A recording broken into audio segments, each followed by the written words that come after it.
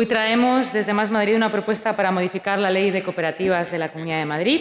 Y lo primero que quiero hacer antes de comenzar es dar un agradecimiento a Iñaki Guevara de la Unión de Actores y Actrices y a Alberto García y a la Coordinadora de Salas Alternativas, porque es gracias a su esfuerzo, a su vocación de mejora y a su impulso que hoy estamos debatiendo esta propuesta aquí.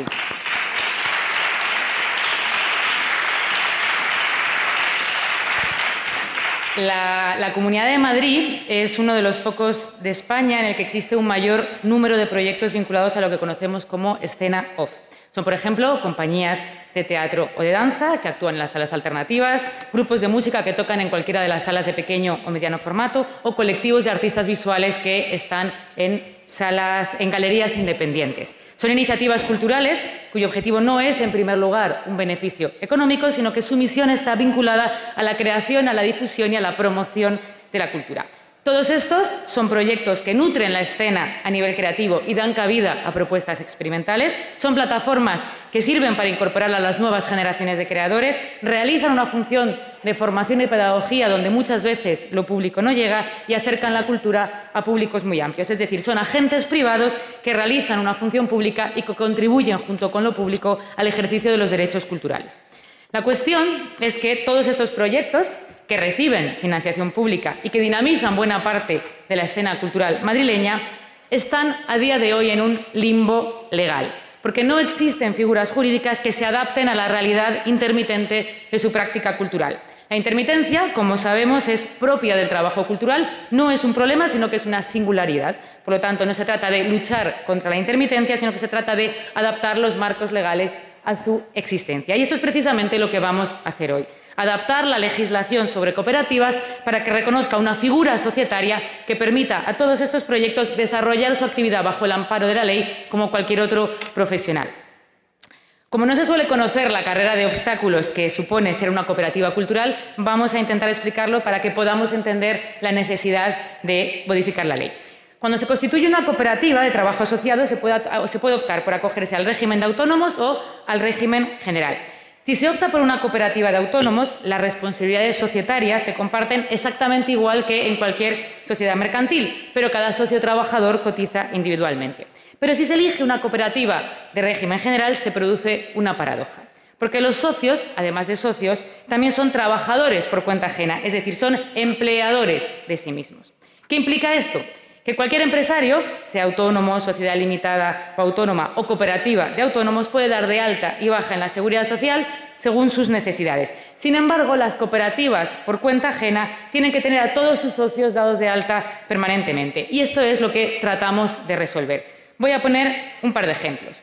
Tenemos un productor que promueve un espectáculo y que da de alta a los artistas los días que realizan el espectáculo. Pero si se trata de una compañía que quiere llevar a cabo ese espectáculo y que quiere constituirse como cooperativa, tendría que tener a todos esos artistas permanentemente en situación de alta, independientemente de que realicen estas funciones solo unos días. Otro ejemplo. Una sala de conciertos, cumpliendo con las normas, contrata a los músicos los días que van a tocar. Pero si se trata de un grupo de música que quiere cooperativizar su actividad económica, debería tener el dinero suficiente para tener a todos los componentes de la banda siempre de alta y cotizando. Es decir, existe actualmente una desigualdad derivada de la legislación que desincentiva la constitución de cooperativas de tipo cultural. Si los creadores y los trabajadores culturales optan por el autoempleo, la legislación de la Comunidad de Madrid les impide que lo puedan hacer bajo la fórmula de la cooperativa. Esta falta de encaje en la ley y el hecho de que las ayudas públicas estén fundamentalmente dirigidas a empresas es lo que ha provocado que buena parte del tejido se constituya en sociedades limitadas cuando ni su práctica ni su vocación es acorde a esta figura. Y quienes no tienen la posibilidad de asumir estos costes, lo que hacen es buscarse figuras más acordes como las asociaciones, pero esto les obliga a contorsionarse para poder adaptarse a la ley, lo cual les deja en una situación de mucha fragilidad y refuerza la precariedad. Y si hay algo que se nos pide permanentemente a los poderes públicos es que tomemos medidas para revertir la fragilidad estructural del sector cultural. Por eso proponemos 2 puntos para modificar la ley. 1, reconocer la existencia de las cooperativas artísticas y culturales y 2, adaptar su regulación a la realidad intermitente, que significa fundamentalmente que puedan dar altas y bajas según actividad y que puedan suspender la cooperativa cuando no exista dicha actividad.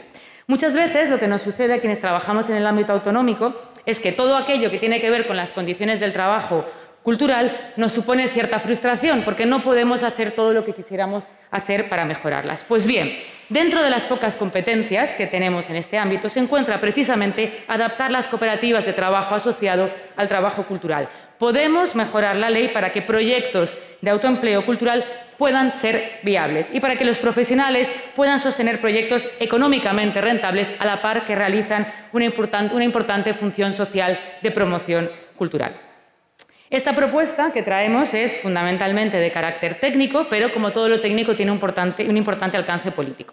Lo que hoy traemos se inscribe en la apuesta que hacemos desde Más Madrid por el tercer sector cultural y la economía social en la cultura, es decir, el conjunto de cooperativas, pequeñas y medianas empresas, asociaciones y fundaciones que nutren la mayor parte del tejido cultural. Son proyectos que no tienen una vocación de reparto de beneficios, sino que buscan una rentabilidad y una sostenibilidad para poder seguir haciendo y compartiendo cultura. Y lo público tiene que aportar marcos legales para que puedan hacerlo, porque el hecho de que no tengan una vocación empresarial no significa que no tengan derecho a vivir de su trabajo. No me cansaré de repetirlo, la política cultural no consiste tanto en programar o en generar una oferta de actividades, sino que consiste en generar las condiciones materiales y legales para que los proyectos culturales que se hacen fuera de las instituciones puedan existir en las mejores condiciones posibles.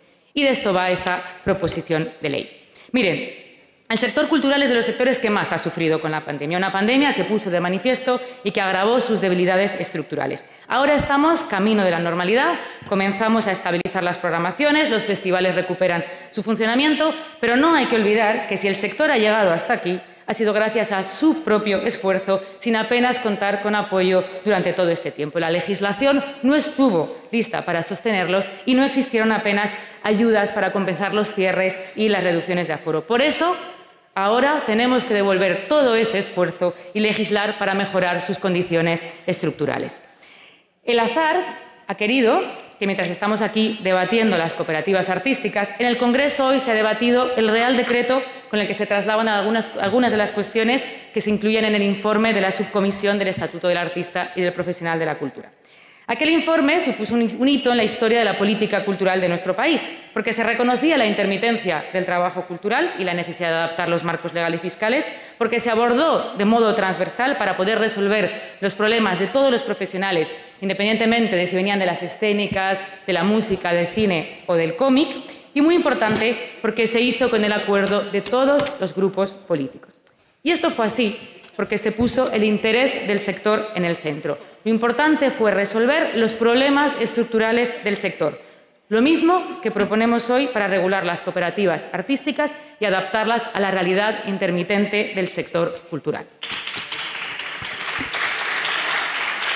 Y es a aquel espíritu que ha sido con justicia reconocido y que nos produce una enorme admiración, al que apelamos hoy en la tramitación de esta proposición de ley, a que por encima de nuestras diferencias, de los cálculos políticos o de las inercias, podamos llegar a acuerdo para mejorar las condiciones de ejercicio de la profesión cultural. A diferencia de aquel estatuto, hoy no va a ser por unanimidad, pero sí vamos a aprobar esta toma en consideración, así me lo han comunicado el resto de grupos, y por eso quiero agradecérselo a Podemos, a Vox y al Partido Socialista. Es una estupenda noticia para el sector. Después podremos debatir las enmiendas, todo lo que sea necesario, mejorar la propuesta inicial, pero si aprobamos esta toma en consideración podemos avanzar desde hoy en el proceso de regulación y contribuir a mejorar las necesidades del sector cultural. Así que muchas gracias por eso. Y también gracias de nuevo a la Unión de Actores y Actrices y a la Coordinadora de Salas, porque que esto pueda suceder es gracias a vosotros.